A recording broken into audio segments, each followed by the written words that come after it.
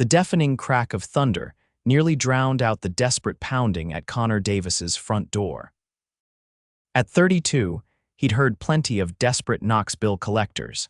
Angry landlords, but something about this frantic rhythm sent him sprinting across his modest living room, nearly tripping over 6-year-old Lily's scattered crayons. "Daddy, who is it?" Lily called from the kitchen table where she'd been coloring by lamplight, the storm having knocked out the power 20 minutes earlier. "Stay there, pumpkin," Connor said, grabbing the baseball bat he kept by the door, a precaution since moving to this cheaper but less secure neighborhood after the divorce. He pulled open the door to find a woman drenched from the rain, doubled over in pain, clutching her swollen belly. Her expensive-looking dress clung to her body, completely soaked. "Please," she gasped between labored breaths. "My car broke down. The baby's coming." Connor dropped the bat instantly. "Jesus, come in," he said, helping her inside. Despite her condition, he couldn't help noticing she was strikingly beautiful, dark hair plastered to her face, intelligent green eyes wide with pain and fear. "Lily, grab the blankets from the closet," Connor called, guiding the woman to his worn couch. "What's your name?" he asked gently. "Willow," she managed between contractions. "Willow Donovan." Connor had delivered exactly one baby in his life, Lily, when his ex-wife went into unexpected labor during a camping trip. It wasn't an experience he'd planned to repeat, but the storm was raging outside, the power was out, and the woman before him was clearly not going to make it to a hospital. "My phone's dead," Willow groaned, clutching her stomach. "The car just stopped working." "I was trying to get to the hospital. I'm early, 2 weeks early." "It's okay," Connor assured her, though he was far from certain. "I'm Connor Davis. I've done this before, not professionally, but my daughter, well, let's just say I've been through it." Over the next hour, Connor worked with a focus and calm he didn't know he possessed. Lily, surprisingly mature for her age, helped by bringing towels, holding a flashlight, and talking soothingly to Willow. Between contractions, Willow revealed she was 34, single, and had moved to town recently. The father wasn't in the picture, something Connor understood all too well. "You're doing great," Connor encouraged as the contractions grew closer together. "Breathe through it, just like that." Willow gripped his hand with surprising strength. "I was supposed to have a doula, a midwife, a whole team," she panted. "Not a stranger's couch during a power outage." "Life rarely goes according to plan," Connor replied with a gentle smile. "Trust me, I know." When the moment came, Connor coached her through the final pushes with steady words and a reassuring presence. The cry of a healthy baby boy pierced the storm's rumble at exactly 11:47 p.m., according to Connor's watch. "He's perfect," Connor said, carefully wrapping the newborn in a clean towel after clearing his airways. "You have a son." Tears streamed down Willow's face as Connor placed the baby on her chest. "Thank you," she whispered, her eyes meeting his with an intensity that made his heart skip. "I don't know what would have happened if—" "Daddy, he's so tiny," Lily exclaimed, peering at the baby with wonder. "Can I touch him?" "Gently," Connor instructed, showing his daughter how to softly stroke the baby's head. When the power finally came back on at dawn, Connor called an ambulance. As paramedics prepared to take Willow and her son to the hospital for a proper checkup, she grabbed Connor's hand. "I can never repay you for this," she said. "Will you visit us at the hospital? I'd like my son to know the man who brought him into the world." Connor nodded, ignoring the flutter in his chest. "Of course, we'll stop by tomorrow." He had no idea that simple promise would change everything. 3 days later, Connor and Lily stepped into the hospital room bearing a small stuffed elephant, the only gift Connor could afford after paying this month's overdue electric bill. Willow's face lit up when they entered, and Connor was struck again by her beauty, even more evident now that she wasn't in labor. The hospital room was filled with elaborate flower arrangements, and a private nurse fussed over the baby. "Connor, Lily." "I was hoping you'd come," Willow said, gesturing them closer. "Meet Oliver James Donovan officially." Connor approached the bassinet where the tiny boy slept peacefully. "He looks great. How are you feeling?" "Much better, thanks to you," Willow replied. "The doctors said everything looks perfect." "We're being discharged tomorrow." Something about the luxury private room and the expensive flowers tugged at Connor's curiosity. The nurse excused herself, and Lily asked to visit the hospital gift shop. Here, Connor handed her $10 money he couldn't really spare. Stay where I can see you from the doorway, okay? After Lily skipped off, Willow patted the edge of her bed. Sit, please, I want to talk to you. Connor perched awkwardly on the bed's edge. Nice room, he commented. They must have upgraded you. Willow's smile turned slightly embarrassed. About that, I should probably explain, I'm not exactly. Well, money isn't an issue for me. Oh, Connor said, suddenly aware of the coffee stain on his second-hand jeans. I run Donovan Tech Enterprises, she continued. My father started it, but I've been CEO for the past 5 years. Connor blinked. Donovan Tech Enterprises was one of the largest tech companies on the West Coast. Even he recognized the name. So he started. Rich, Willow finished for him. Yes, very, but that night I was just a scared woman in labor and you were the kind soul who helped me. Money meant nothing then. Connor shifted uncomfortably.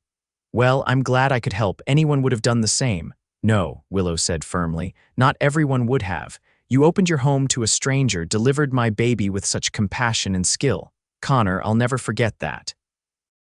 Before Connor could respond, Lily returned, proudly showing off the small teddy bear she'd bought. The moment passed, but as they prepared to leave, Willow insisted on getting Connor's phone number. I'd like to have you over for dinner once Oliver and I are settled. Both of you, she added, smiling at Lily. It's the least I can do. Connor agreed, though he felt increasingly out of his depth. His modest job as a carpenter barely covered the bills since Karen had left, taking half his clients with her to her new boyfriend's contracting business. On the bus ride home, his truck was in the shop with repairs he couldn't afford. Lily chattered excitedly about the baby. Daddy, did you see all the flowers? Do you think she's a princess? The nurse called her Miss Donovan like she's super important. Connor smoothed his daughter's hair. She's a businesswoman, Pumpkin, and yes, she seems to be pretty successful. Is she your friend now? Lily asked innocently. I'm not sure what we are, Connor admitted honestly. 2 weeks later, Connor received a text from Willow inviting them to dinner that weekend. He nearly declined. The difference in their circumstances made him uncomfortable, but Lily had asked about the baby and his mom almost daily. Willow's address led them to a gated community in the hills overlooking the city. Connor parked his finally repaired but ancient truck among the luxury vehicles with a twinge of self-consciousness. Lily, however, was enchanted. Daddy, it's like a castle, she exclaimed as they approached the modern glass and stone mansion. Willow herself opened the door, baby Oliver cradled in one arm. She wore simple jeans and a soft sweater, her hair falling loose around her shoulders, somehow managing to look both casual and elegant. You came, she said, her smile genuine. I'm so glad. Come in, please. The inside of the house was stunning, but less intimidating than Connor had feared. Modern and tasteful rather than opulent, with comfortable furniture and warm lighting. Photos of Willow with an older couple, presumably her parents, lined one wall. I hope you like Italian, Willow said, leading them to a spacious kitchen where delicious aromas wafted from several pots. I'm cooking myself tonight. I gave my housekeeper the weekend off. You cook, Connor blurted before he could stop himself. Willow laughed. Don't look so surprised. I grew up in a normal middle-class home. Dad's company didn't take off until I was in high school. I still remember how to boil pasta. The evening flowed more easily than Connor expected. Willow was down to earth, asking thoughtful questions about Connor's work and Lily's school. She listened intently when Connor explained how his ex-wife's departure had left him struggling to rebuild his carpentry business while being a single dad. Daddy makes the most beautiful furniture, Lily announced proudly. He built my bed with flowers carved in the posts. Really? Willow's interest seemed genuine. I've been looking for someone to create custom pieces for Oliver's nursery. The generic store-bought stuff just doesn't have any character.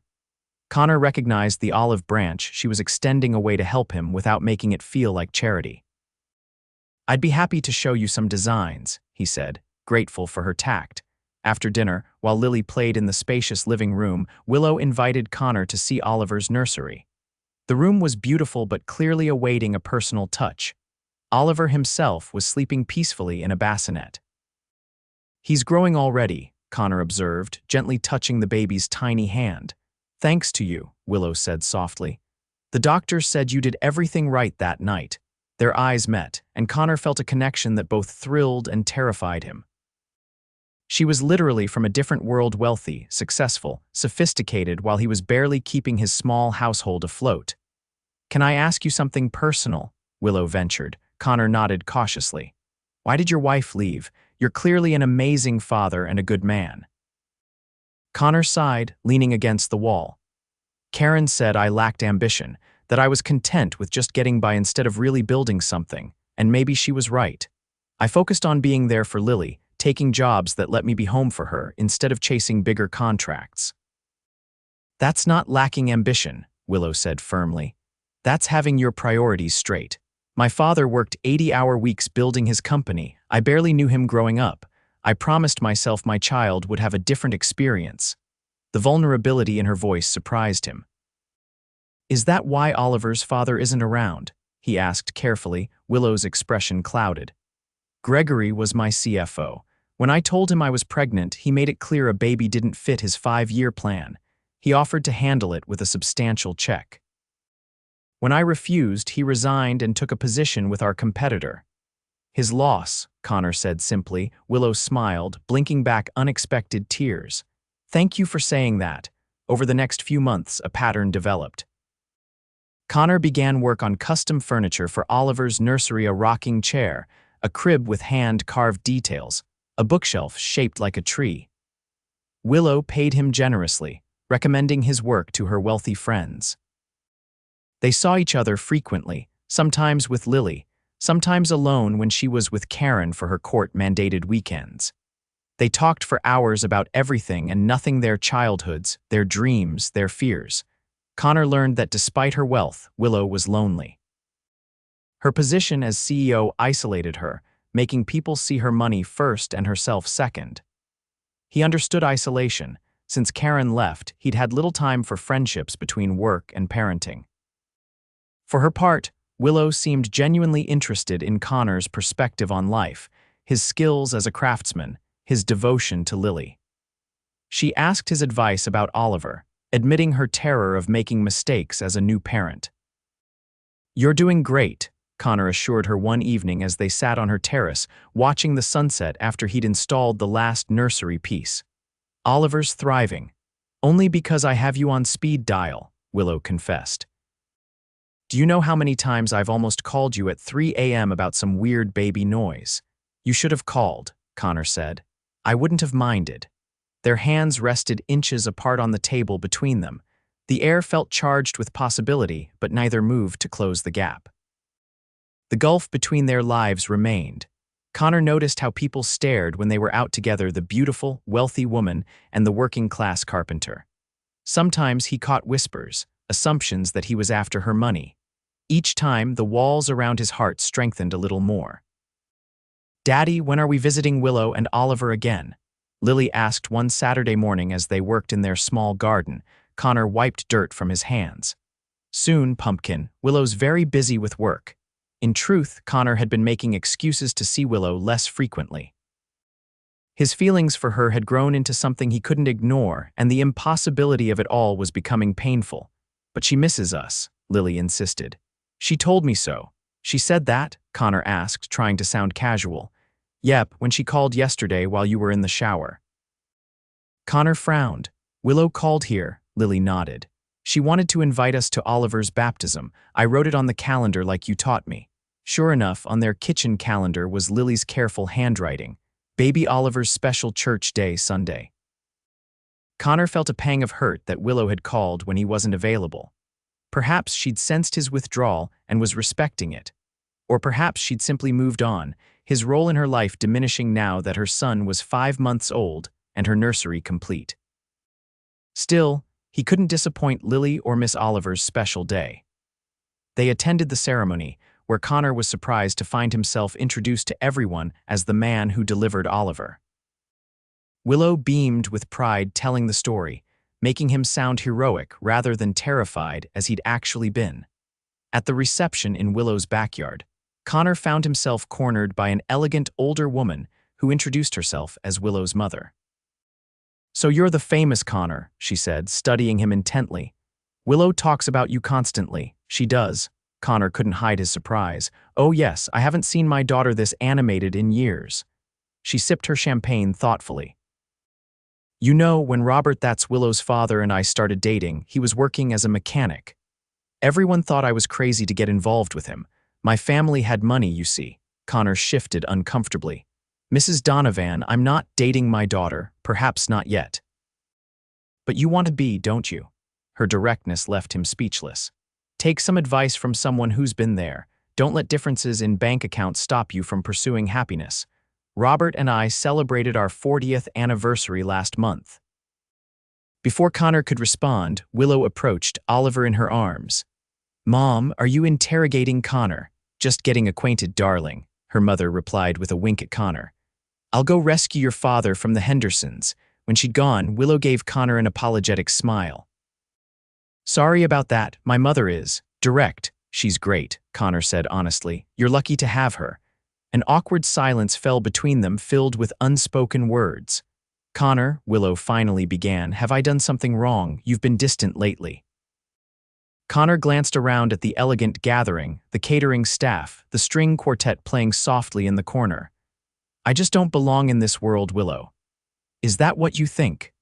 This," she gestured at the party, "is my real world. Connor, this is window dressing. My parents wanted to throw a traditional celebration." She stepped closer, lowering her voice.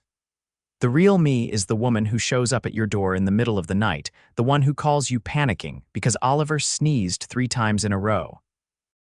And I'm just the guy who happened to be there that night," Connor said quietly. Willow's eyes flashed with sudden anger.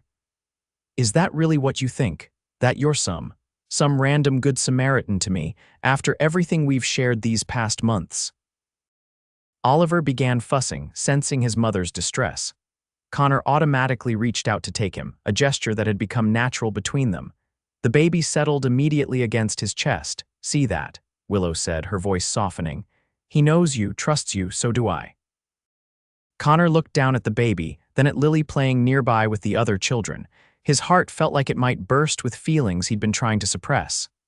"I should get Lily home," he said, instead of what he really wanted to say. "It's a school night." Willow's expression fell, but she nodded. "Of course. Thank you both for coming." That night, after putting Lily to bed, Connor sat on his porch with a beer, thinking about Willow's mother's words and the hurt in Willow's eyes when he'd pulled away again. He was so deep in thought he almost missed the sound of a car pulling into his driveway. Willow stepped out, dressed casually in jeans and a simple blouse, looking determined and nervous all at once. "Where's Oliver?" Connor asked, standing. "With my mother. We need to talk." Connor gestured to the porch swing beside him. Willow sat, taking a deep breath before speaking. "I've never been good at this," she admitted.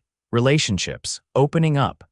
I spent so many years focused on proving myself in business that I never made time for connection. And then when I got pregnant, Gregory made it clear I wasn't worth the inconvenience." "He's an idiot," Connor said firmly. A small smile flickered across her face. "That night when I showed up at your door, I was terrified, not just about the baby, but about doing it all alone. And then there you were, this strong, capable man who just handled everything. No panic, no judgment." Connor shook his head.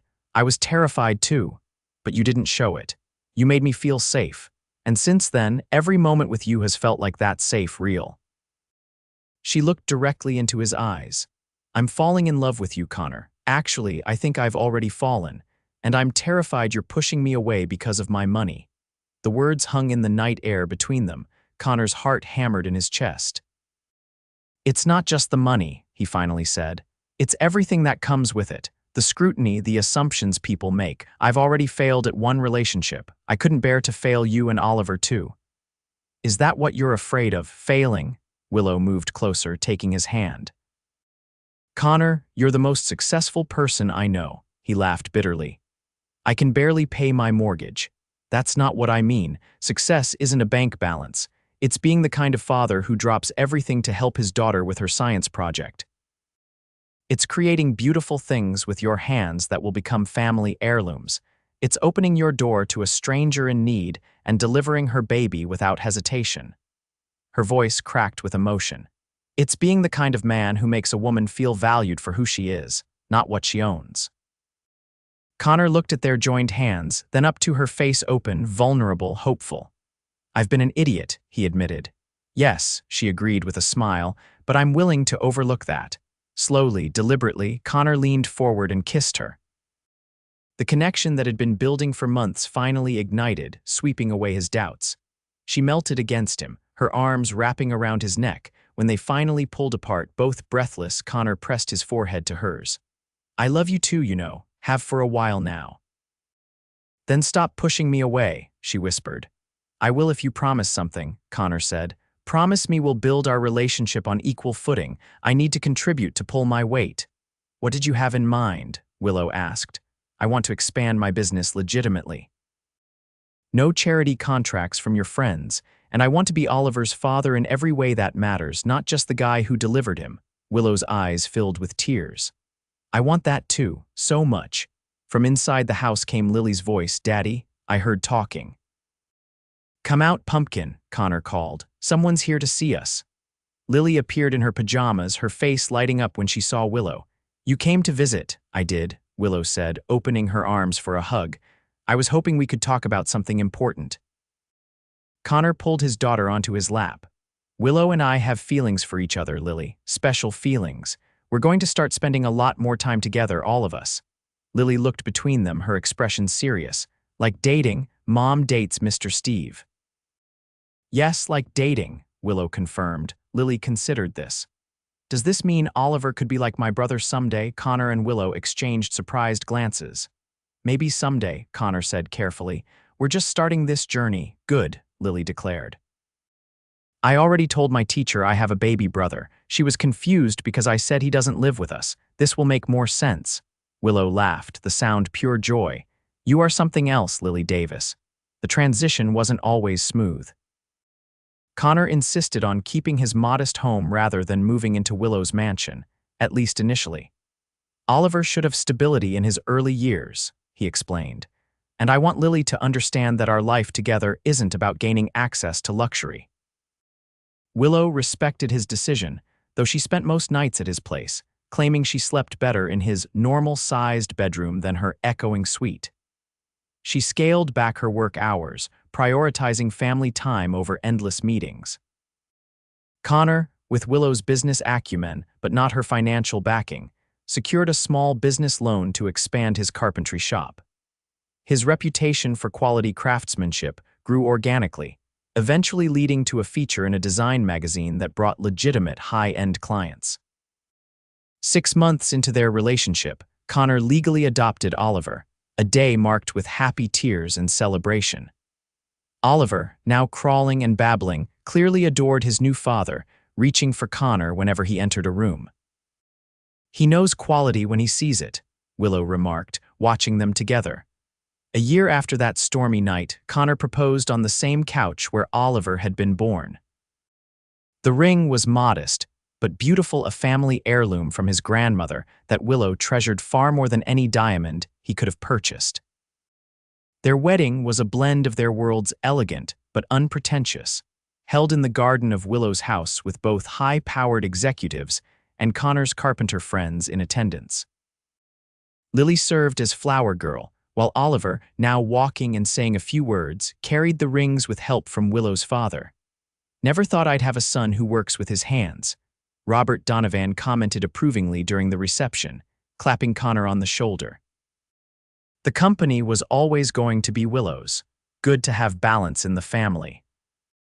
2 years into their marriage, they compromised on housing, selling both their homes to purchase a comfortable but not ostentatious house with a large workshop for Connor and office space for Willow to work remotely 3 days a week. The birth of their daughter, Emma, completed their family circle. Connor was present in the delivery room this time, with medical professionals handling the actual delivery, holding Willow's hand and whispering encouragement as their daughter entered the world. Considerably less dramatic than last time, Willow joked weakly after it was over. "I don't know," Connor said, gazing at their newborn with wonder. Seems pretty miraculous to me. On Emma's first birthday, they gathered in their backyard, Lily now 12 and fiercely protective of her younger siblings. Oliver an energetic, 4-year-old with his mother's intelligence and his father's steady nature. And baby Emma taking her first tentative steps between her parents. "Did you ever imagine this?" Willow asked, leaning against Connor as they watched their children play. "That night when I showed up at your door, never in a million years," Connor admitted, kissing her temple. "I was just trying to get through each day back then. And now?" "Now I'm planning for decades," he said simply. "With you," Willow smiled, thinking of how far they'd come. Connor now ran a successful custom furniture business with 5 employees. She'd restructured Donovan Tech to allow her more family time while maintaining profitability. They'd established a foundation providing emergency assistance to single parents inspired by Connor's struggles and the night that brought them together. "You know what I think about sometimes," Willow mused. "What if my car hadn't broken down on your street? What if I'd made it to the hospital?" "Then I'd have missed the most terrifying and wonderful night of my life," Connor replied, "and maybe we'd never have met." "I don't believe that," Willow said firmly. "I think we were always meant to find each other. The universe just got impatient and took matters into its own hands." Connor laughed, pulling her closer. "Well, I'm grateful it did." As the sun set on their celebration, casting golden light over their family, Connor reflected on the journey from struggling single dad to the man he was today. The challenges hadn't disappeared. They still navigated the complexities of blended family life, balanced careers with parenting, and occasionally dealt with public curiosity about their relationship. But none of that mattered compared to what they'd built together. A family founded on love rather than circumstances, strength emerging from vulnerability, and a partnership that had begun in the most unexpected way possible. "I love you," he whispered against Willow's hair. "Thank you for knocking on my door that night." "Best decision I ever made," she replied, turning in his arms to kiss him as their children played around them, living proof that sometimes life's most difficult moments lead to its greatest joys.